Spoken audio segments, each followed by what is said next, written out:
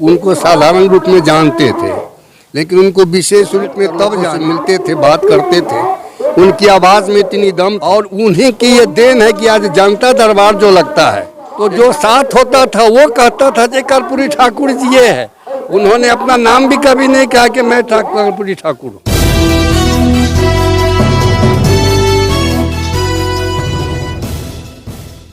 नमस्कार, मैं हूं संजय माही। जिस तरह से जानते हैं कि आज पूर्व मुख्यमंत्री जननायक कर्पूरी जी का जो है आज जन्म दिवस है, और हम बात करें तो ये सीतामढ़ी की धरती जहां पर कर्पूरी जी को एक अलग से ही उनको देखते हैं, अलग नजरिया से वो देखते हैं लोग।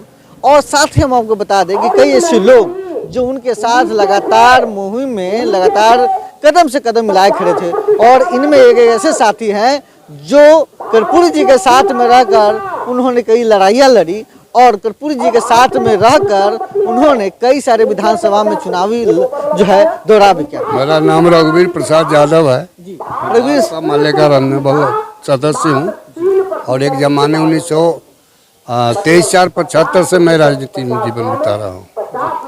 जानना चाहेंगे कि जब कर्पूरी जी सीतामढ़ी में आते थे तो उसके मुहिम में आप लोग जुड़े हुए थे, तो वो दौरान आप कैसा था वो हम जानना चाहते हैं। उस दौरान में ये था कि उस समय पूरे देश में इससे पहले कांग्रेस पार्टी की सरकार हुआ करती थी। बिहार में परिवर्तन की एक लहर चल रही थी, और उसी दरमियान में पूरे बिहार में परिवर्तन की जो हवा चली थी वो पूरे देश स्तर पर चला था।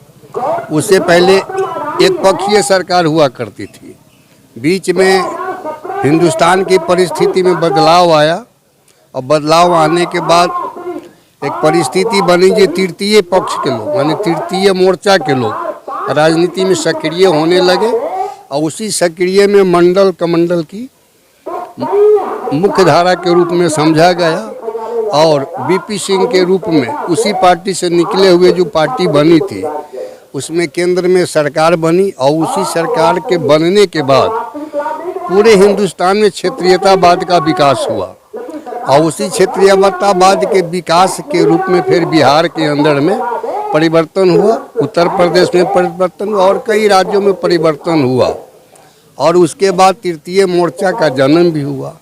उसके बाद से बिहार की राजनीति में एक गरीब का बेटा जिनका नाम कर्पूरी ठाकुर था, समस्तीपुर जिला का रहने वाले थे। हम लोग उनको साधारण रूप में जानते थे, लेकिन उनको विशेष रूप में तब जाने जो गरीबों की झोपड़ी के लाल कहे जाने वाले, गरीबों के मसीहा के रूप में बिहार की धरती पर उन्होंने आवाज़ बुलंद किया, और बुलंद करने के बाद सीतामढ़ी जिला की धरती पर सोनबरसा कॉन्स्टिट्यूएंसी में वो चुनाव के लिए आए। उस समय हम लोग नौजवान थे, और इस क्षेत्र में जब चुनाव करने के लिए आए तो उस समय मेरे पास एक राजदूत मोटरसाइकिल था, जिस पर मैं उनको बैठा करके कई पंचायत में परिहार प्रखंड और सोनबरसा प्रखंड दो उसमें आता था, और उसमें उनको एकदम सीधा साधा लोग देखता था तो ये ताजुब करता था, और गाड़ी पीछे पीछे चलती थी और वो आगे आगे चलते थे, बैठकर लोगों से मिलते थे, बात करते थे। उनकी आवाज़ में इतनी दम थी, यहाँ का दबे कुचले और पिछड़े लोग उनको अपना जननायक के रूप में समझा, और काफ़ी अच्छा मतों से उन्हें यहाँ का प्रतिनिधि बनाया। इसके बाद इस क्षेत्र की विकास में उन्होंने महत्वपूर्ण भूमिका निभाई, क्योंकि ये जो क्षेत्र था पूरब में नेपाल, पश्चिम में नेपाल और उत्तर में नेपाल, सिर्फ दक्षिण में हिंदुस्तान से सटा हुआ था। तो ये टर्निंग में आ करके जो विकास किए उसके लिए सड़क बनाई गई, पुल बना गया, और तरह तरह के विद्यालय वगैरह बनाए। कर्पूरी ठाकुर जी का देन है, और जिसके बाद उन्होंने यहाँ का विकास किया। फिर बाद में फिर परिवर्तन हुआ, उस परिवर्तन के बाद वो फिर मुख्यमंत्री से अलग हुए। तब तक उनको हम लोग इस क्षेत्र में अच्छा से जानते थे, वो आते थे, लोगों के बीच में मिलते थे, और उस तरह का मिलनसार नेता अभी तक हम लोग के जिला में, हम लोग के बिहार में कहीं नहीं आए, जो एक गरीब तबके का बेटा। क्योंकि आज तो यही होता ही है, पूंजी के बल पर राजनीति होती है, पूंजीवादी लोग राजनीति में आगे बढ़ते हैं, गरीब का बेटा आगे जाता नहीं, गरीबों की जुबान दब करके रह जाती है, गरीबों के लिए कोई लड़ने वाला नहीं है। ऐसे नेता थे जयप्रकाश नारायण जैसे लोग। वो सीतामढ़ी में जिस समय आए थे तो लगा जो एक कोई गरीब का मसीहा दौड़ रहा है। उसी तरह से कर्पूरी ठाकुर आते थे तो लोगों को लगता था जो गरीबों के बीच में रहन सहन खान पान और व्यवहार में भी गरीबी झलकती थी और हर तरह से लगता था कि हमारा कोई एक सेवक है। लेकिन आजकल तो पूंजीपतियों की राज है। पूंजीपति के द्वारा हिंदुस्तान में तरह तरह के जाति पाति ऊंच नीच हिंदू मुस्लिम भेदभाव मंडल का मंडल क्या क्या बोल करके लोग राजनीति रोटी सेकते हैं। लड़ाई तो अमीरी और गरीबी की होनी चाहिए, क्योंकि जब हिंदुस्तान में किसान की लड़ाई होनी चाहिए, क्योंकि किसान का प्रतिशत 80 है तो किसान का कौन लड़ाई लड़ता है। और ये किसान पीछे हो गया, मजदूर पीछे हो गया और 15% लोग हिंदुस्तान की विधायिका न्यायपालिका और कार्यपालिका पर हावी है। और उन्हीं के लोग वो पेपर में आता है, रात दिन लोग पढ़ते हैं कि अरबपति करोड़पति लोग विधायक और MP है, तो फिर नेतृत्व तो उन्हीं के हाथ ही में है। तो निश्चित रूप से पूरे हिंदुस्तान की जो राजनीति है, इस राजनीति में कहीं भी गरीब कमजोर और लोगों की कहीं पर गुंजाइश नहीं है। शिक्षा चौपट है। कुछ ऐसे बात बताइए जो लोग कर्पूरी जी को वो चीज़ नहीं जानते हैं जो आपको पता है। कर्पूरी ठाकुर जी ऐसे व्यक्ति थे जो कोई भी आदमी अगर बोलता कि मैं कर्पूरी ठाकुर जी से मिलना चाहता हूँ, तुरंत कहते थे उस आदमी को पहले लाओ और मुझे मिलवाओ, क्योंकि वो कहाँ से आया है, क्या उसका दुख दर्द है।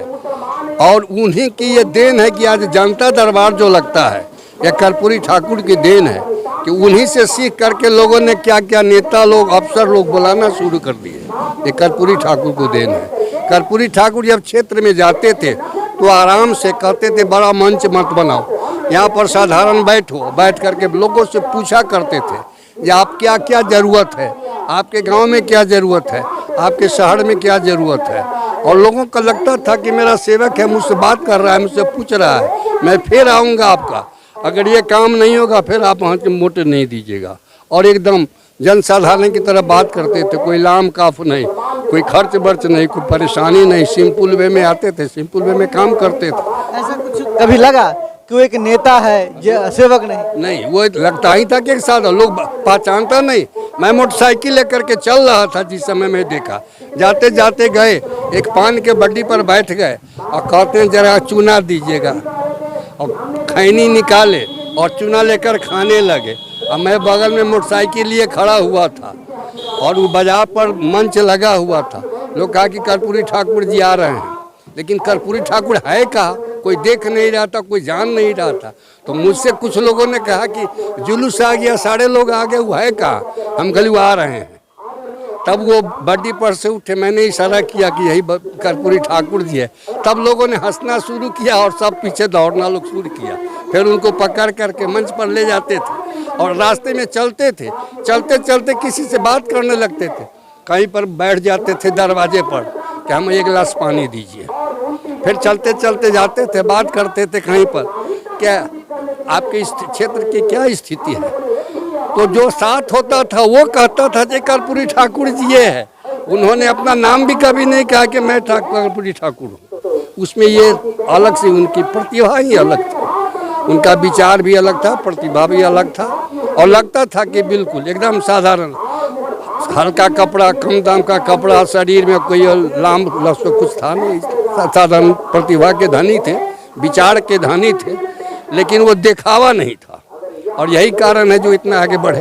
कुछ ऐसी चीज बताइए जो उनको बहुत पसंद हो। ऐसी बात तो पसंद की जहाँ तक बात है, उनका खान पान में देखा गया कि जो लोग खा रहे हैं, जो मिल रहा है साधारण, जो सब कुछ खा लिया करते थे। जहाँ पर वो 10, 20, 25, 50 कार्यकर्ता हुआ करते थे, सबके साथ जमीन पर बैठते थे, एक साथ दड़ी जाजिम जो बिछा दिया उस पर बैठते थे, भोजन करते थे, सब जो खाते थे वही खा लेते थे।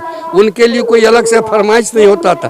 कहते भी नहीं थे तो मेरे लिए तुम कुछ अलग करो, सब खाएगा वो मैं खाऊंगा, जहाँ सब बैठेगा वो मैं भी। यही सब साधारण का लक्षण भी वही था।